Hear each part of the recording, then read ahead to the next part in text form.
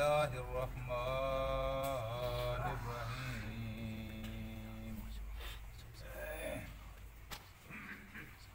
ولا تقف ما ليس لك به علم إن السمع والبصر والفؤاد كل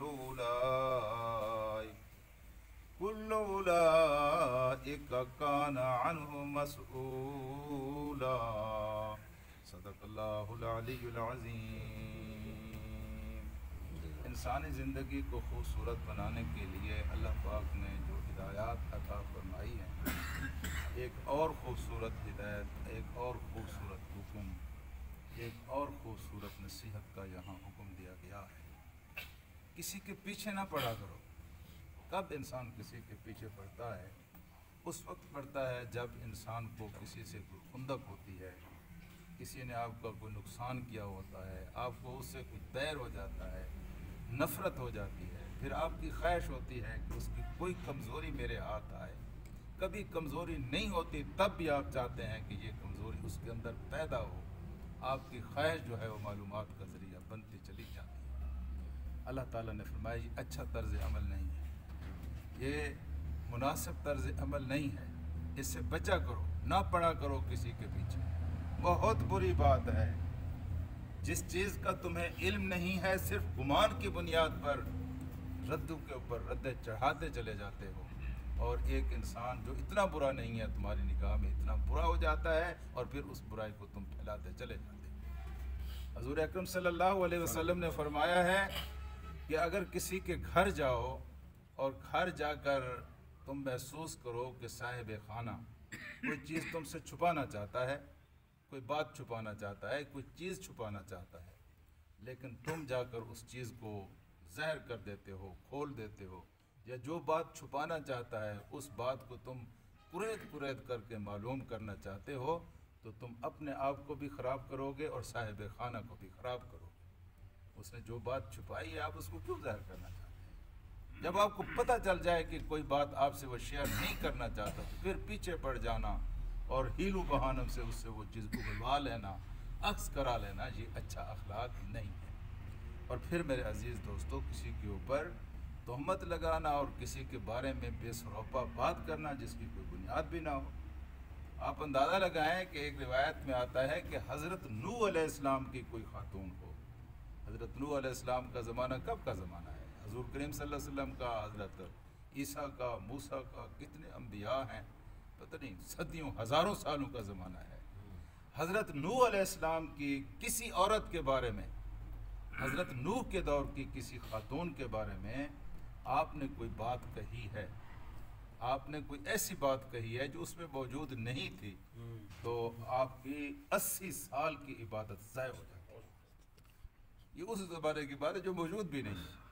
تو ہمارے اپنے اثر کے اور ہمارے اپنے زمانے کے اور ہمارے اپنے اڑوس پڑوس کے اور ہمارے اپنے وسیب کے لوگ ہوتے ہیں، صبح سے لے کر شام تک، جن کے بارے میں ہم اول پول بکتے رہتے ہیں۔ سچی بات یہ ہے میرے عزیز دوستو، یہ شیطان کا خوبصورت ٹول ہے، اس کو وہ استعمال کرتا ہے، اور انسانی فطرت اس کی سہولت کار ہے۔ انسان بھی چاہتا ہے کہ جس کے بارے میں میرے دل میں نفرت ہے اس کو جتنا رگیدا جائے، جتنا میں رگیز سکتا ہوں، کوئی چھوٹی موٹی بات ہے یا نہیں ہے، میں اس کو رگڑتا چلا جاؤں، میں اس کو رگیدتا چلا جاؤں۔ حضرات، سب سے مشکل کام نیکی کرنا ہے۔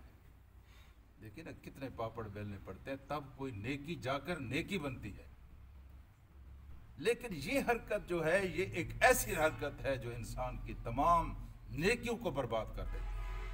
جس کے بارے میں آپ نے کوئی بات کی ہے، جس کو آپ ناپسند کرتے ہیں، قیامت کے دن جب آپ کو ضرورت ہوگی، نیکیوں کی ضرورت ہوگی، آپ اپنے اس دشمن کو اپنی ساری نیکیاں اٹھا کر دے جائیں گے۔ یہ کتنی بدنصیبی کی بات ہے۔ تو فرمایا کہ نہ دراصل کہتے ہیں وَلَا تَقُفْ، کھڑا نہ ہو، پیچھے نہ پڑ اس چیز کے بارے میں جس چیز کے بارے میں تجھے علم نہیں ہے، اس چیز کے بارے میں مَا لَيْسَ لَكَ بِهِ علم، جس کا تجھے علم نہیں ہے اس کے پیچھے نہ پڑ۔ کوئی یقینی بات اس وقت انسان کہے اور کر سکتا ہے جب انسان نے اپنی آنکھوں سے دیکھا ہو، مضبوط علم کی اس کی بنیاد۔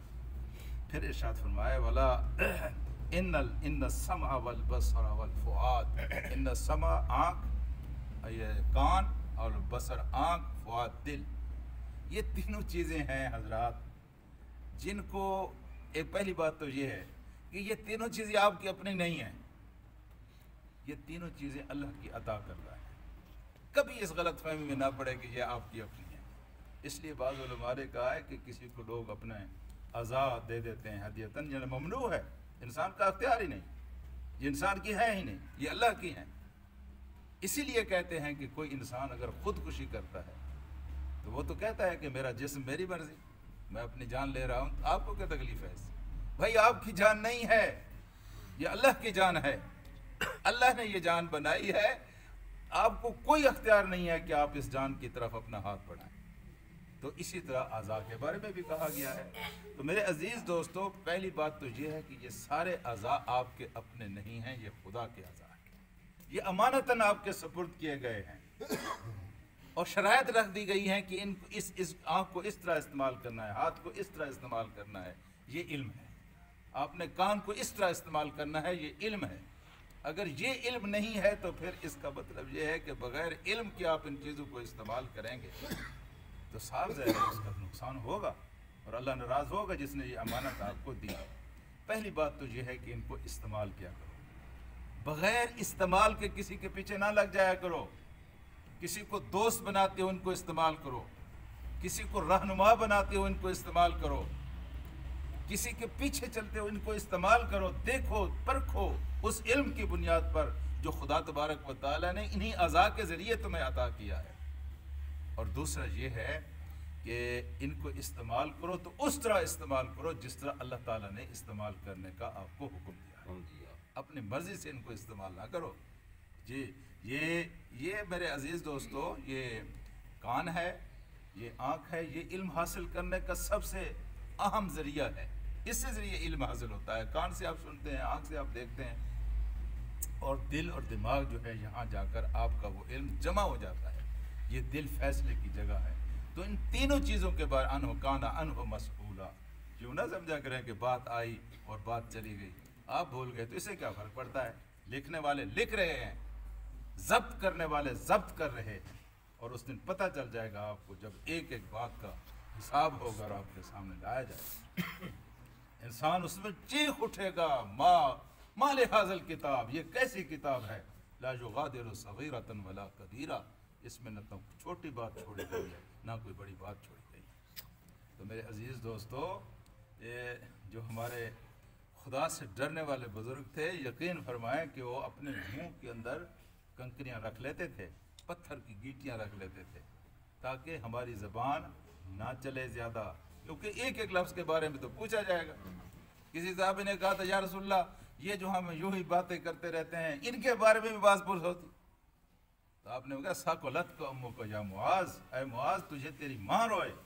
इसी ज़ुबान की बुनियाद पर तो लोग जहन्नम के अंदर ऊंधे मुँह डाले जाएंगे, फेंके जाएंगे। तो छोटी छोटी बातें जो हम करते रहते हैं और बेदरेग करते रहते हैं, बेहिसाब करते रहते हैं, कभी ना सोचा करें कि इनका हिसाब नहीं हो। अल्लाह से दुआ करते हैं कि अल्लाह हमें कुरान को समझने की तौफीक दे।